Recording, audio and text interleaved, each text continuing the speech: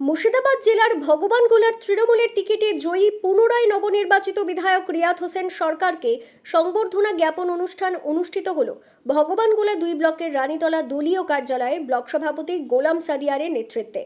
আজকের এই সংবর্ধনা অনুষ্ঠানে ব্লক সভাপতি গোলাম সাদিয়া, সহসভাপতি মাসাদুল খান, স্বপন অধিকারী, পঞ্চায়েত সমিতির সভাপতি মীরা বিবি, সহকারী সভাপতি মিজানুল হক, আখেরিগঞ্জ গ্রাম পঞ্চায়েতের প্রধান শাহিন শেখ থেকে শুরু করে সমস্ত অঞ্চল নেতৃত্ব, সমস্ত জনপ্রতিনিধি, ব্লকের নেতৃত্বরা সকলেই একে একে পুনরায় নবনির্বাচিত বিধায়ক রিয়াদ হোসেন সরকারকে সংবর্ধনা জ্ঞাপন করেন।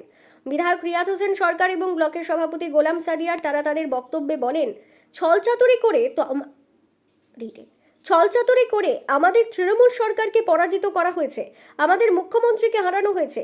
তবে আমরা লড়াইয়ের জন্য প্রস্তুত আছি। আগামী দিনে মানুষের সঙ্গে থেকে মানুষের উন্নতির স্বার্থে, উন্নয়নের স্বার্থে, জাতি ধর্ম বর্ণ নির্বিশেষে সমস্ত মানুষের সম্প্রীতি বজায়ের স্বার্থে আমরা একত্রিত হয়ে লড়াই চালিয়ে যাব এবং আমরা আশা রাখছি আবার পুনরায় মমতা বন্দ্যোপাধ্যায়ের নেতৃত্বে তৃণমূল কংগ্রেসকে ক্ষমতায় ফেরাবো। এছাড়াও আরও কি বলেছেন শোনাবো আপনাদের। এই ভিডিওটি যারা দেখছেন ভিডিওটি শেয়ার করবেন, চ্যানেলটি লাইক করবেন আর সাবস্ক্রাইব করবেন। আই লাভ মাই ইন্ডিয়া, মেরা ভারত মহান। রানীতলা থেকে আজিমউদ্দিন শেখের রিপোর্ট, আখেরিগঞ্জ নিউজ। দেখুন, কর্মসূচি এখানে আমরা সবাই এক জায়গায় সমাবেত হয়েছিলাম, সমস্ত স্তরের নেতৃত্বরা। এখানে আমাদের কিছু আলাপ আলোচনা ছিল, কিছু পর্যবেক্ষণ, কিছু নিরীক্ষণ যেগুলো থাকার কথা সেগুলো আমরা করছিলাম এবং সকলে মিলে একটা জায়গায় যে আগামী দিনে আমাদের কীভাবে রণকৌশলটা তৈরি করতে হবে, কীভাবে মানুষের সঙ্গে থাকতে হবে এবং নেত্রী মমতা ব্যানার্জি এবং অভিষেক ব্যানার্জি তৃণমূল কংগ্রেস দলের কী বার্তা আছে, আমাদের পরবর্তী ক্ষেত্রে কী রণকৌশল আছে সেটা নিয়ে আমাদের আলোচনা হয়েছে এবং ভবিষ্যতে আগামী দিনে আবার হয়েছে। আচ্ছা, এই যে 26 দেখুন, এই নির্বাচন কমিশন যেভাবে নির্বাচন করলো, নির্বাচনটা একটা প্রহসন, আইওয়াজ মাত্র, ঠিক আছে। যেভাবেই হোক বাংলাকে দখল করার একটা প্রয়াস এবং সেটা আমরা করতে পেরেছি এখনো পর্যন্ত। কিন্তু দেখা যাক মানুষ, আমি দেখুন, অতই যদি শক্তি, অতই ক্ষমতা, অতই যদি গণতন্ত্রের উপর বিশ্বাস থাকতো তাহলে বৈধ ভোটারকে ডিলিটেড করে কিন্তু আজকে সেই ভোটটা করতো না।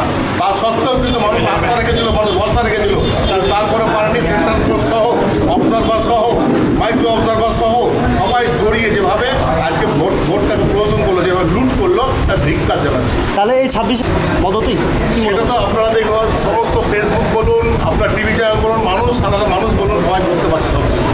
ভগবানগোলা 2 ব্লক তৃণমূল কংগ্রেস কমিটির এখানে একটা আলোচনা সভা, জাস্ট আজকে বিধায়ক সাহেব আসবেন, ইচ্ছা প্রকাশ করেছিলেন। গতকাল উনি মানে ব্যাপক ভোটে জয়লাভ করেছেন, ইচ্ছা প্রকাশ করেছিলেন, তার কথা শুনে এখানে মানুষ এসছে।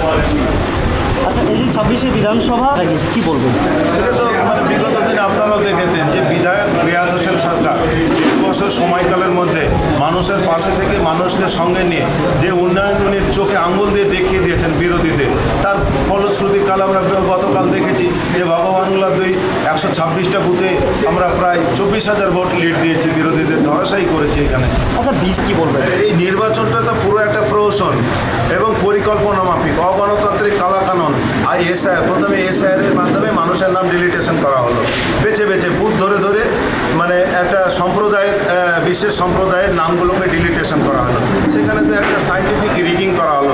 তারপরে যে নির্বাচন কমিশনার কখনো চ্যানেলের মাধ্যমে, মানে এক্সিট পোলের মাধ্যমে, কখনো মানে কাউন্টিংয়ে স্লো করে মানুষকে মানে হতাশায় ভুগিয়ে কাউন্টিং সেন্টার থেকে ঘাড় ধাক্কা দিয়ে, এমনকি আপনারাও দেখলেন গতকাল বাংলার বাঘিনী মমতা বন্দ্যোপাধ্যায়কে মানে তার মানে কাউন্টিং সেন্টার থেকে মারধর করে বের করে দেওয়া হয়েছে। এটা একটা পরিকল্পনা, এটা একটা এই পরিকল্পনা করে তো তারা আজকে জয়লাভ করলো, আর তাকে পূর্ণভাবে সহমত দিলেন এবং পাশে থাকলেন, নির্বাচন করেছেন। আপনার নামের পরিচয়? আমার নাম গোলাম সাদিয়ার, আমি সভাপতি ভগবানগোলা